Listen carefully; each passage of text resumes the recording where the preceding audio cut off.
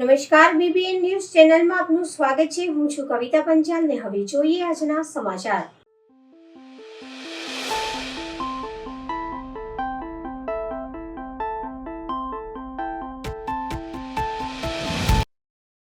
શારીરિક માનસિક રીતે આપ્યા બાદ આપના અધ્યક્ષ સ્થાને આ પ્રથમ સભા છે।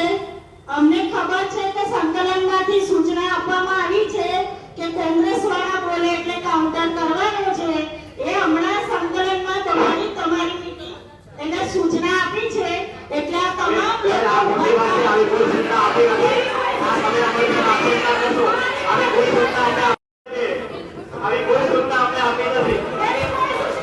પ્રથમ સભા છે।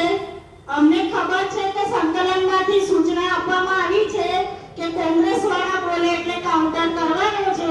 એ હમણાં સંકલનમાં તમારી મીટિંગ એને સૂચના આપી છે એટલે આ તમામ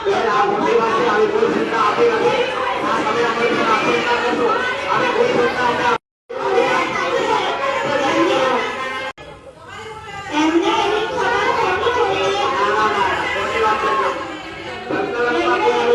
હોવી જોઈએ કે વડોદરા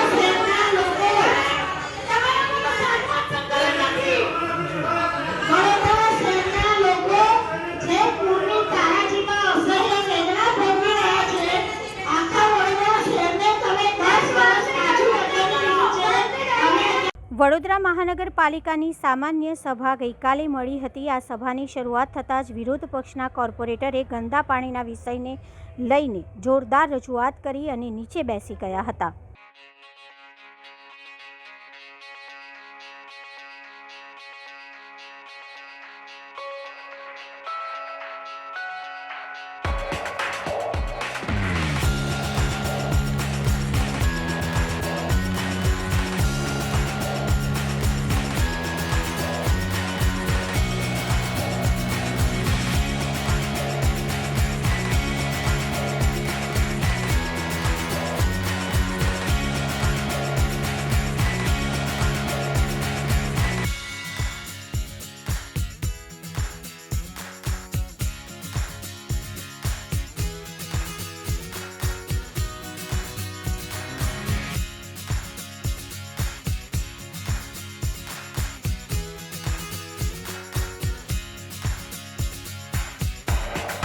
અમારો વિસ્તાર હોય કે 13 નંબરનો વોર્ડ હોય કે 16 નંબરનો વોર્ડ હોય, દરેક વિસ્તારમાં પાણીની પીવાના પાણીની સમસ્યા અને બીજું કે ગંદા પાણીની સમસ્યાથી આજે 4 મહિનાથી ખડે પગે કામ કર્યું છે એની રજૂઆત હતી।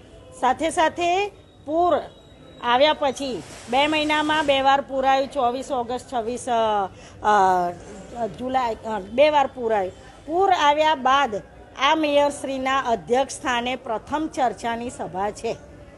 તો મારી માંગણી એ હતી કે તમે પૂર આવ્યા પછી શું આત્મચિંતન કર્યું કે તમે આ લોકોની રક્ષા માટે કેટલા આયોજનો કર્યા, કેટલી મિટિંગો કરી? એકે મિટિંગ તો કરી નથી। નાના વિશ્વામિત્રી નદીના કિનારાના નાના દબાણો જે હતા 15 એમાં કાશીબા હોસ્પિટલ કે જે બાળકોની હોસ્પિટલ છે, ઓછા ખર્ચામાં વધુ સારવાર કરતી હોસ્પિટલ છે, એનું એક પંપ રૂમ હતી, એ પંપ રૂમ તોડી કંઈકના બધા જે બાંધકામની વ્યાખ્યામાં ના આવે, પાક્કા મકાનો નહોતા, જે પૂર આવે તો તળાઈ નહીં જતા રહે એવા બાંધકામો તોડ્યા। તો આખી સયાજી હોટલ છે, વિશ્વામિત્રીના કિનારા પર આખી સયાજી હોટલ છે, અડધી સયાજી હોટલ તૂટે છે। જે લિસ્ટ હું આપને પણ વોટ્સએપ કરીશ, જે લિસ્ટમાં 15 જગ્યાનું જે લોકોનું દબાણ તોડવાનું હતું એમાં એનું નામ પણ નથી। આ જ બતાવે છે કે તમે મસિયા કાંસની વાત કરો તો મક્કરપુરાનું જીઆઈડીસીનું આખું લિસ્ટ છે પણ એક પણ જગ્યાએ દબાણો નથી ખોલ્યા। ભૂકી કાંસની વાત કરો તો આખું સમરસ હોસ્ટેલ એમણે ભૂકી કાંસ ઉપર બનાવી, ટ્રાન્સપોર્ટ હબ એમણે ભૂકી કાંસ ઉપર બનાવી, એનું નામ નહીં। અને જે નાના પોતાની પ્રીમાઇસીસમાં દબાણો હતા તો તમે એવા તો કેવા ડ્રોન કેમેરા લાયા કે જ્યાં તમારા બધા મળતિયાઓના દબાણો ના દેખાયા, તમારા મોટા મિલ માલિકોના દબાણો ના દેખાયા અને નાના લોકોના દબાણો આવ્યા। એટલે દબાણો બાબતની મારી રજૂઆત હતી કે તમે દબાણોમાં ભેદભાવની નીતિ રાખો છો, પ્રજા અને પોતાના તમારા આ બંનેમાં ભેદભાવ કરીને જે નાના નાના દબાણો હતા એ જ તોડ્યા છે. સયાજી હોટલે નથી તોડી કે તમારા જેના પણ વિશ્વામિત્રી ગ્રીન ઝોનમાં આવતા દબાણોને એકે નોટિસ નથી આપી. તો કેમ આવું? કાયાવરોહણમાં ભગવાન લકુલેશજી શિવ સંકલ્પ વિશ્વમાં સનાતન સંસ્કૃતિનું પુનઃસ્થાપન અંતર્ગત પૂજ્ય પ્રીતમ મુનિજી યજ્ઞ દ્વારા વૈશ્વિક કલ્યાણના ઉદ્દેશને સિદ્ધ કરવા ભારત અને વિદેશમાં 108 પંચકુંડીય મહાયજ્ઞનું આયોજન કરાયું, જેમાં પ્રથમ પંચકુંડીય મહાયજ્ઞનું આયોજન કરાયું.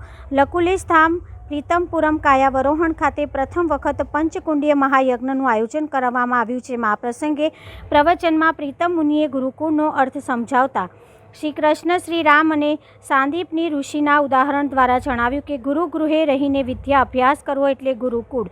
ગુરુની વિશેષતા દર્શાવતા વિવિધ ઉદાહરણ ટાંકતા પ્રીતમ મુનિજી વિવિધ વિદ્યાપીઠની ગુરુ પરંપરાનો પણ ઉલ્લેખ કર્યો. વસુદેવ કુટુંબકની ભાવનાને ઉજાગર કરતા જણાવ્યું કે આ ગુરુકુળ માત્ર હિન્દુઓ માટે સનાતન સંસ્કૃતિના પુનરુત્થાનની શરૂઆત છે. મુસ્લિમ આક્રાંતાઓએ અનેક ગુરુકુળો નષ્ટ કરીને ગુરુકુળ પરંપરાને નુકસાન પહોંચાડી અને અંગ્રેજો દ્વારા એજ્યુકેશન એક્ટ, જે મેકોલ એક્ટ તરીકે ઓળખવામાં આવે છે, અને ભારતીય શૈક્ષણિક પરંપરામાં જે દૂષણ બેસાડવામાં આવ્યું છે તેની સામે સંસ્કૃત ભાષા રાષ્ટ્રભાષા, દેવભાષા સંસ્કૃત રાષ્ટ્રભાષા, હિન્દી અને અદ્યતન ભાષા અંગ્રેજીમાં ફરજિયાત કરીને બાળકને 2 કે 3 વર્ષ કડકડાટ અંગ્રેજી, શુદ્ધ સંસ્કૃત અને શુદ્ધ હિન્દીમાં નિપુણ કરવાનું જણાવ્યું હતું.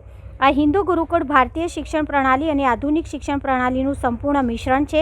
આધુનિક શિક્ષણને હિન્દુ સનાતન સંસ્કૃતિના વિચારો અને મૂલ્યો, જ્ઞાનની સાથે શારીરિક ક્ષમતા સાથે જોડવામાં આવ્યું છે.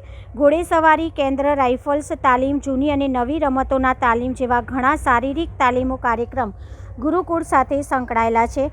હિન્દુ ગુરુકુળ ખૂબ જ આધુનિક રીતે બનાવવામાં આવ્યું છે. હિન્દુ ગુરુકુળમાં અભ્યાસની સાથે હિન્દુ સનાતન સંસ્કૃતિ સંસ્કારના ભાગરૂપે દરરોજ સંધ્યા કર્મ, યોગ, યજ્ઞ અને દેવપૂજાનું પાલન કરવું જરૂરી છે. વધુમાં પૂજ્ય પ્રીતમ મુનિજીએ જણાવ્યું કે કાયાવરોહણ ખાતે પ્રથમ વખત પંચકુંડીય મહાયજ્ઞનું આયોજન કરાયું. આ કાર્યક્રમમાં ડભોઈના ધારાસભ્ય શૈલેષભાઈ મહેતા સાથે કાયાવરોહણ સભ્યો અને સરપંચ અને ભાજપ જિલ્લા પ્રમુખ સતીશ નિસાડિયા સાથે મહાનુભાવો ઉપસ્થિત રહ્યા હતા. કાયાવરોહણ લકુલેશ આશ્રમ ખાતે પરમ પૂજ્ય પ્રીતમ મુનિ દ્વારા 108 પંચકુંડી યજ્ઞોની શરૂઆત આજે કરવામાં આવી છે. આજે પ્રથમ પંચકુંડી યજ્ઞ કાયાવરોહણ ખાતે કરવામાં આવ્યો છે અને આના પછી સમગ્ર દેશમાં અલગ અલગ વિસ્તારોમાં, અલગ અલગ શહેરોમાં, અલગ અલગ રાજ્યોમાં 108 જેટલા પંચકુંડી યજ્ઞ કરવામાં આવશે, જેના દ્વારા સનાતન ધર્મના પ્રચાર પ્રસાર, હિન્દુ ધર્મનો પ્રચાર પ્રસાર, યજ્ઞના ફાયદા. બ્રાહ્મણ તરીકે એટલું સમજું છું કે યજ્ઞ કરનાર અને કરાવનાર બંનેને આનાથી ફાયદો થાય છે. સાથે સાથે જ આ યજ્ઞોથી પર્યાવરણની પણ શુદ્ધિ થાય છે. અત્યારે જે પ્રદૂષણ છે એમાંથી પણ લોકોને મુક્તિ મળે એ યજ્ઞો દ્વારા. એટલે આ પ્રયત્ન કરવા બદલ પ્રીતમ મુનિજીને અભિનંદન આપું છું અને અહીંયા બોલાવી જે આ યજ્ઞમાં સહભાગી થવા માટેની તક આપી એ બદલ એમનો આભાર પણ માનું છું. અને ફરીવાર જ્યારે પણ તક મળે એમના આ યજ્ઞના કાર્યક્રમમાં સહભાગી થઈને આહુતિ આપવા માટે પણ એમને કીધું છે કે અમે પ્રયત્ન કરીશું. અને જ્યાં સંસ્કૃતિને ઉજાગર કરવાના અને સનાતન ધર્મને મજબૂત કરવાના પ્રયત્નો થતા હોય ત્યાં અમારે ઉપસ્થિત રહેવું એ અમારી બ્રાહ્મણ તરીકે અને હિન્દુ તરીકે અમારી ફરજ છે. અને ફરજના ભાગરૂપ અહીંયા આગળ આવ્યો છું અને આવા યજ્ઞો સમગ્ર દેશમાં થતા રહે એવી પ્રભુને प्रार्थना करूँ छूँ. जय श्री राम. ओम.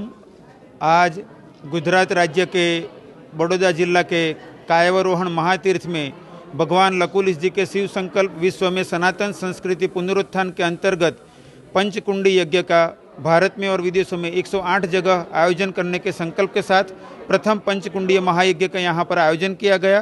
उसका उद्देश्य है हमारी सनातन संस्कृति की यज्ञ विद्या के द्वारा मनुष्य के जीवन में लाभ हो, प्रकृति का उत्तम रीति से कल्याण हो, प्रकृति सभी के लिए स्वस्थ कल्याणकारी बने. और हमारे शास्त्रों ने कहा कि यज्ञ के द्वारा व्यक्ति श्रेष्ठ जीवन तो प्राप्त करता ही है, साथ में इलेक्ट्रोमैग्नेटिक और बायोकेमिकल ऊर्जाओं का श्रेष्ठतम मूल्य प्राप्त होते हैं. तो हमारा यहाँ उद्देश्य है कि भारत में और विश्व में यज्ञ का प्रसार हो, सनातन धर्म का प्रसार हो, संस्कृति का कल्याण हो और सबके कल्याण के लिए हम प्रयत्न करें। वर्तमान में गुजरात से शुरू करके गुवाहाटी आसाम तक और जम्मू से शुरू करके कोयम्बटूर चेन्नई तक ये पंचकुंडी यज्ञों का आयोजन होने जा रहा है। आज इसका ये प्रथम यज्ञ है।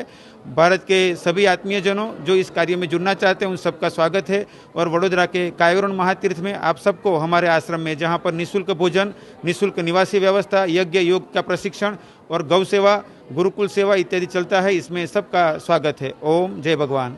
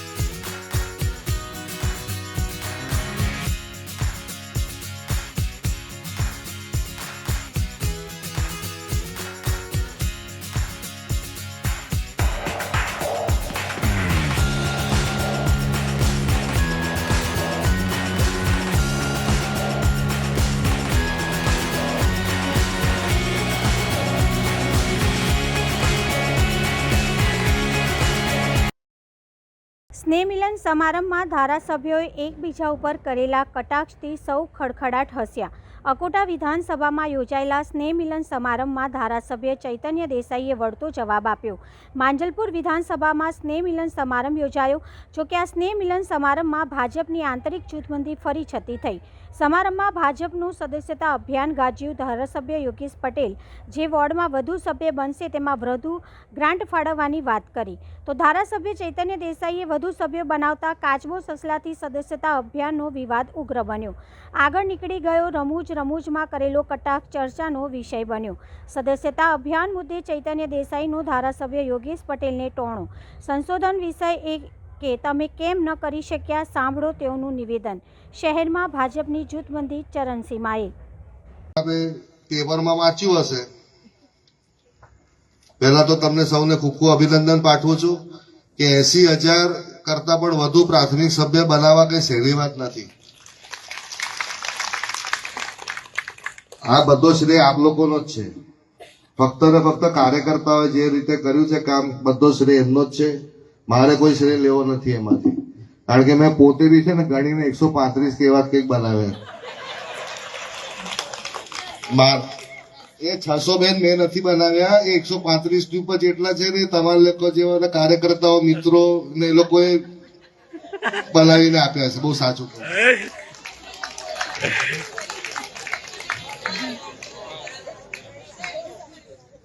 બધા જેટલું કર્યું હશે પણ મેં તો 135 જ કર્યા છે. બાકીના બધા કાર્યકર્તાઓ થોડા ઘણા કે ચલા બચારાને કરીને આપીએ. ત્યાં ચોમાસામાં હેરાન થયો, પૂરમાં હેરાન થયો, સર્વેમાં હેરાન થયો. આ બધા ઘઉં તો બધા મેળવી, અમારા ભાગે કાંકરા જ હતા. એટલે જે એમના તરફથી કરીને મળે અમને થેન્કફુલ ટુ ધેમ. એમ આમાં આપણે મોટા નેતા એવું કીધું કે અકોટા વિધાનસભામાં સંશોધનનો વિષય છે કે હવે આટલા બધા કાર્યકર્તા લોકોએ પ્રાથમિક સભ્ય કર્યા કેવી રીતે. એવું વાત તો સાચી છે, સંશોધનનો વિષય છે. અને સંશોધનનો વિષય એવો છે કે તમે તમારી પોતાની ચિંતા કરો કે તમારા ત્યાં કેમ નહીં થયા. બરાબર. એમને હું પણ ઉદાહરણ આપ્યું કે પેલા સસલાના કાચબાની રેસ, એક આના પેપરમાં આવ્યું કે નહીં ખબર નથી મને, પણ એનું બી ઉદાહરણ આપ્યું. તો મેં કહ્યું જો સાચું કરીને બતાવ્યું ને તો લોકોએ તો વાર્તાઓ સાંભળી આટલા વર્ષથી. કોઈ જોઈ છે રેસ? હવે તો કાચબા અને સસલાની રેસ બી કરીને બતાવી સાચી. યોગેશ કહા કે હું સસલો, સોરી નામ બોલું,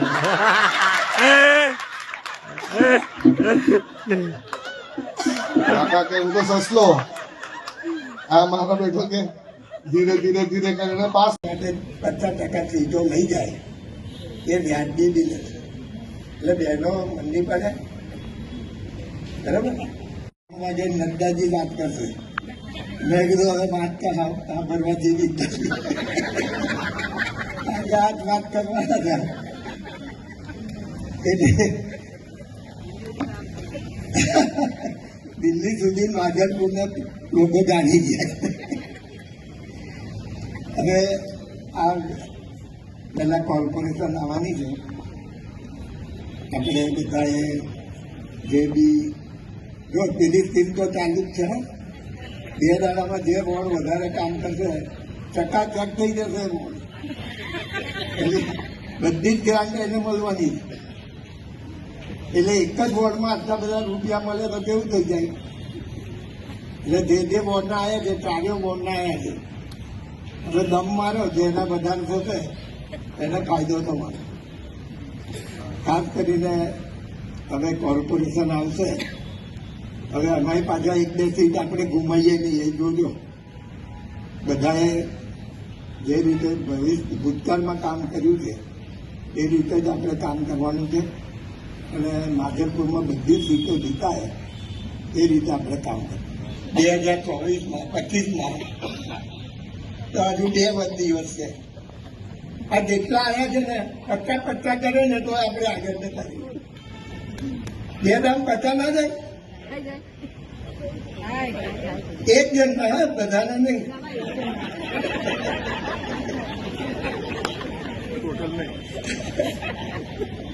થશે જરા જો બોલતા જ નથી તો હું કરવાનું. જે રંજનભાઈને વાત કરી વિજયભાઈ મને લાગે છે મેં બી 3-4 વાર બધાને બોલાવી વાત કરી કે સભ્ય વધારીએ. એ કથા હોય ને કથા સાંભળે પછી આમ ખંખેરીને જતા રહે એવી દશા થઈ જાય. માધરપુરમાં સભ્ય વધે એટલે સ્કીમ બી બને. પેલા વેપારીઓ સ્કીમ બનાવે માલ વેચવા. જે વધારે સભ્ય બનાવે છે બોર્ડ એને બધી ગ્રાન્ટ આપવાની બને.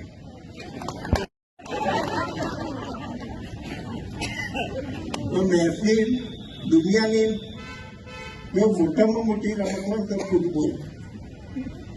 એ મેસી રમતો અને રોનાલ્ડો. અને જે ટીમ હારે ને એના પ્રેક્ષકો બી બધું તોડી નાખે. સ્ટેડિયમ તોડી નાખે ને શહેર. હવે લઈએ એક નાનકડો વિરામ.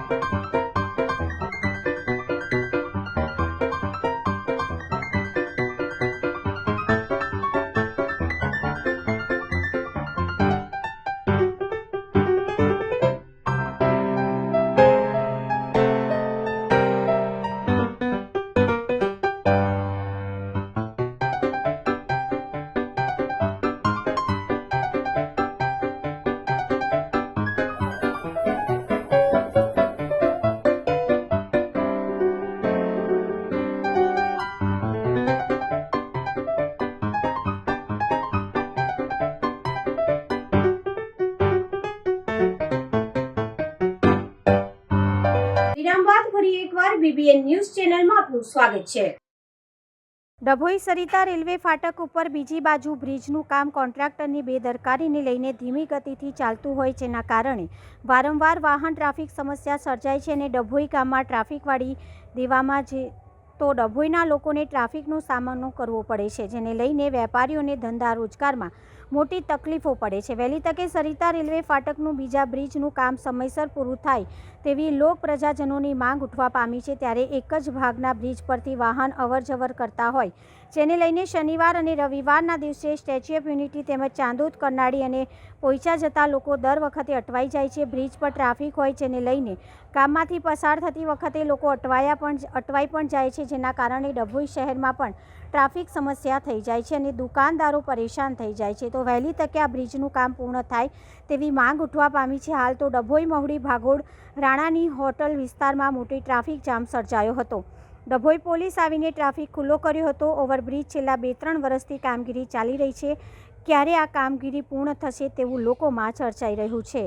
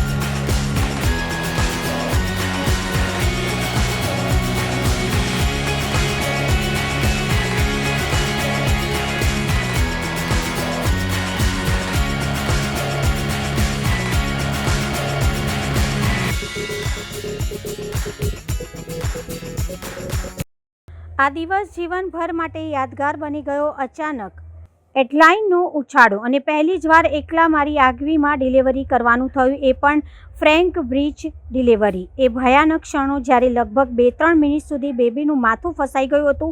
મારા હૃદયના ધબકારા ઝડપથી વધી રહ્યા હતા અને મને ડર લાગ્યો કે કદાચ કંઈક ખરાબ બનશે.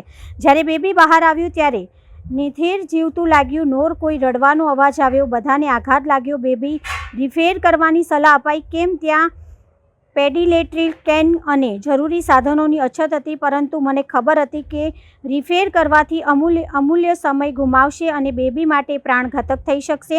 મારા અંદર ઊંડે કંઈક મને રોકતું હતું કે હજી પ્રયાસ કરવો જોઈએ. હું બેબી પાસે ગઈ અને હું એના ચહેરા પર કશી નાની આશા શોધતી રહી. પછી મને બેબીનું નબળું હાર્ટબીટ મળ્યું અને નાની ઝાકળમાંથી મને મોટું સબળ મળ્યું. મેં બેબીને છાતી અને પીઠ ઘસવાનું શરૂ કર્યું, વોર્મરમાં મૂક્યું, નસલ પ્રોગ્રેસ લગાવ્યા અને સક્સેશન શરૂ કર્યું. સ્ટાફ અને અટકી મને જોઈ રહ્યા હતા, પણ મેં મારા પ્રયાસો ચાલુ રાખ્યા અને પછી લગભગ 3-4 મિનિટ સતત મહેનત બાદ બેબી રડ્યું. એ અવાજ, એ ચમત્કારિક જીવનથી ભરપૂર અવાજ મારા માટે સ્વર્ગ સમાન લાગ્યો. એ ક્ષણ મારા જીવનની સૌથી સુખદ ક્ષણ હતી. મારો આનંદ આકાશને છલકે એવો હતો. એ અવશ્ય એક ચમત્કાર હતો. આજે હું મને વધુ પૂર્ણ અનુભવું છું. આ ક્ષણ જીવનભર મારી યાદ રહેશે. બેબીનું વજન 1.4 કિલોગ્રામ હતું. મમ્મી સલામત છે. જોકે આખા 9 મહિનામાં કોઈ પણ એન્ટરનલ કેર લેવામાં આવી નથી અને અલ્ટ્રાસાઉન્ડ થયું ન હતું. એક પણ વેક્સિન લેવામાં આવી ન હતી. IFA ટેબ્લેટ લેવામાં આવી ન હતી અને કોઈ લેબોરેટરી ટેસ્ટ પણ નહોતા કરવામાં આવ્યા. બેબીનું વેલ્યુબ માટે NICUમાં રાખવામાં આવ્યું છે. ઉપલેટા માનવ સેવા ટ્રસ્ટ દ્વારા સર્વરોગ નિદાન કેમ્પનું આયોજન કરવામાં આવ્યું. ઉપલેટામાં માનવ સેવા ટ્રસ્ટ દ્વારા છેલ્લા ઘણા વર્ષથી અનેક સેવાકીય પ્રવૃત્તિ કરવામાં આવી રહી છે, તેમજ ગરીબોને અનેક પ્રકારની વિવિધ સહાયો આ સંસ્થા હંમેશા મોખરે રહે છે. સાથે જ ગરીબ દર્દીઓને જમવા માટેનો ફ્રી ટિફિનની સેવા ઉપલેટામાં અલગ અલગ વિસ્તારોમાં અનેક સેવાકીય પ્રવૃત્તિ કરી ખૂબ જ સારું અને લોકપ્રિય કાર્ય કરી રહ્યા છે. ત્યારે આ માનવ સેવા ટ્રસ્ટ દ્વારા ઉપલેટાના ગરીબ વિસ્તારોમાં તેમજ હોસ્પિટલમાં જરૂરિયાતમંદ લોકોને દરરોજના ટિફિન પહોંચાડવામાં આવે છે, જ્યારે ઠંડીની સિઝનમાં પણ રસ્તા પર રહેતા અસ્થિર મગજના લોકોને ગરમ ધાબળાનું વિતરણ પણ કરવામાં આવતું હોય છે. આ કેમ્પમાં આંખના અંદાજે 250 જેટલા દર્દીની તપાસ કરવામાં આવી અને આંખના ઓપરેશનના 28 દર્દીને મોકલવામાં આવ્યા તેમજ મોતિયાના દર્દીને ઓપરેશન પણ કરી આપવાની વ્યવસ્થા કરાઈ છે. તેમજ અન્ય રોગના દર્દીના નિદાન અને સુજોગ થેરાપિસ્ટ ડૉક્ટર દ્વારા પણ દર્દીની સારવાર કરવામાં આવેલ હતી. આ કેમ્પના દાતા સ્વ હર્ષ ભાલાણીના સ્મરણાર્થે પ્રભુદાસ ભાલાણી દ્વારા ઉપલેટામાં સર્વરોગ નિદાન કેમ્પનું આયોજન કરવામાં આવ્યું હતું. તેમજ કેમ્પમાં આવેલા તમામ દર્દીઓ માટે ભલાણી પરિવાર દ્વારા ભોજનની વ્યવસ્થા પણ કરવામાં આવી હતી.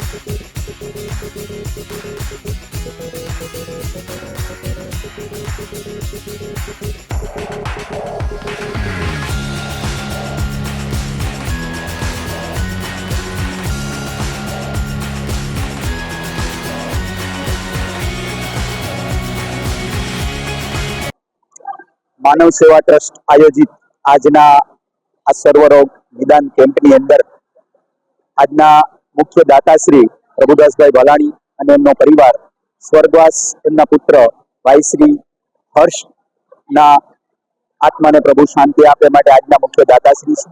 આ નિદાન કેમ્પની અંદર લાલજીભાઈ રાઠોડ અને એમની ટીમ જે માનવ સેવા ટ્રસ્ટ ચલાવે છે તે રોજ નિરાધાર વૃદ્ધોને 100 જેટલા ટિફિન પહોંચાડે છે.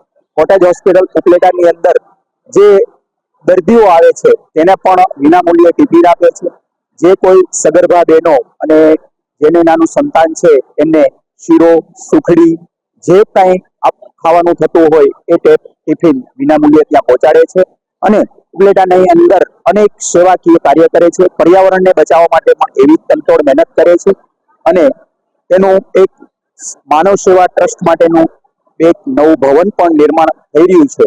તો આ તકે માનવ સેવા ટ્રસ્ટ અને આજના જે દાતા છે એ બંનેનો ખૂબ ખૂબ આભાર કે જે ઉપલેટાની જનતા માટે આવા કોઈ પણ સ્વાર્થ વગર નિસ્વાર્થ સેવા ભાવનાથી જોડાયેલ છે અને સતત આવી નિસ્વાર્થ સેવા કરે છે. અને આજના કાર્યક્રમની અંદરથી હું પણ એક બોધપાઠ લઉં છું કે મારા સ્વર્ગવાસ પુત્ર દીપ વરુની યાદમાં માર્ચ મહિનામાં એમની પુણ્યતિથિ હોય, માર્ચ મહિનાના કેમ્પના દાતા તરીકે પણ હું આજે જાહેરાત કરું છું. જય હિન્દ, જય ભારત. તો આ હતા આજના સમાચાર. આવતીકાલે ફરી મળીશું આ ચેનલ પર આ સમય. ત્યાં સુધી સમગ્ર BBN ન્યૂઝ ચેનલની ટીમને રજા આપશો. નમસ્કાર.